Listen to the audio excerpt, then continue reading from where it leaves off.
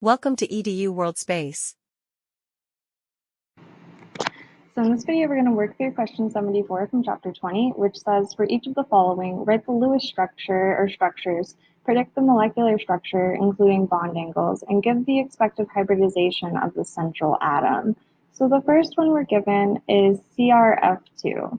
So we know that our krypton is going to bring 8 electrons, and our two fluorines are going to bring 14 electrons. So altogether, we have 22 electrons to work with while we're drawing this Lewis structure. So let's go ahead and draw a krypton bonded to both of these fluorine atoms by a single bond, and then go ahead and fill in the octet of the fluorine atoms. So each of them is surrounded by 8 electrons, including the bonded electrons, and then put the remaining 6 electrons, those remaining 3 electron pairs around krypton. So then our structure has 2 bonded atoms and 3 electron pairs. So overall, it's surrounded by 5 things. And so the hybridization is 5. That tells us that we have 1 s orbital, 3 p orbitals, plus 1 d orbital. That would give us 5. So we have dsp cubed is our hybridization. And because of that, we have a linear molecule in this case. So to give you an idea of what this looks like, you have fluorine bonded to krypton bonded to fluorine in a linear fashion, and then our 3 electron pairs are in a plane perpendicular to that bond, and that gives us that has our 3 electron pairs surrounding our krypton. So in B, we have XeF2O2.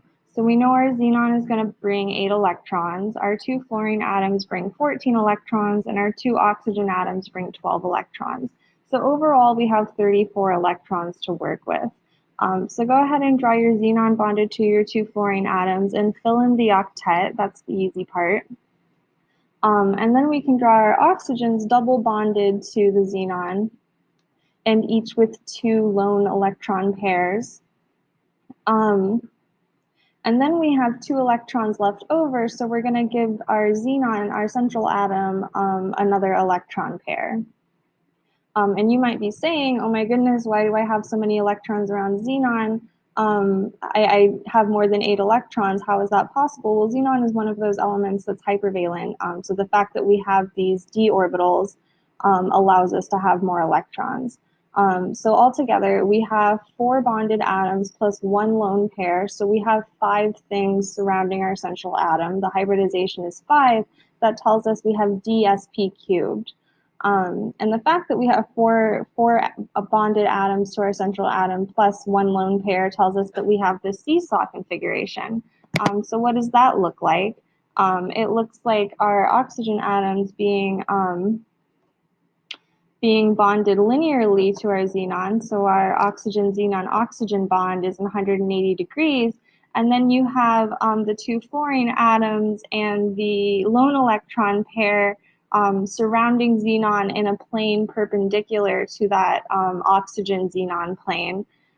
So you can kind of picture one thing above xenon, one thing below xenon, and then 3 things surrounding xenon horizontally. So our bond angles between our 3 things around the kind of like equator of the molecule, those have a bond angle of 120 degrees. So our fluorine-fluorine bond angle is 120 degrees. And then between our oxygen atom and any of our fluorine atoms, that's a bond angle of 90 degrees. And then from oxygen to oxygen, that's a 180 degree angle.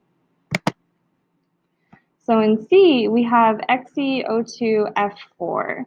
So our xenon brings 8 electrons, our 2 oxygen atoms bring 12 electrons, and our 4 fluorine atoms bring 28 electrons. So overall, we have 48 electrons to work with.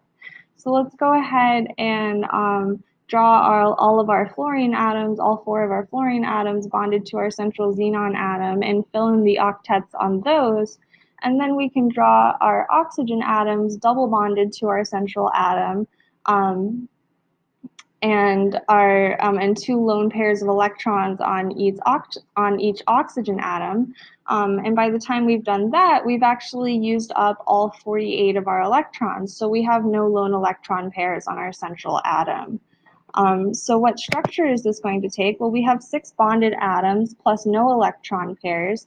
That tells us our hybridization is 6, or an sp cubed d squared hybridization. And the structure of this molecule is going to be octahedral. So you have 4 things surrounding xenon in a plane. Those are our 4 fluorine atoms. And then above xenon, you have an oxygen atom, and below xenon, you have an oxygen atom. So all of the bond angles between oxygen and fluorine and fluorine and fluorine are 90 degrees. And then the bond angle from oxygen to oxygen is 180 degrees.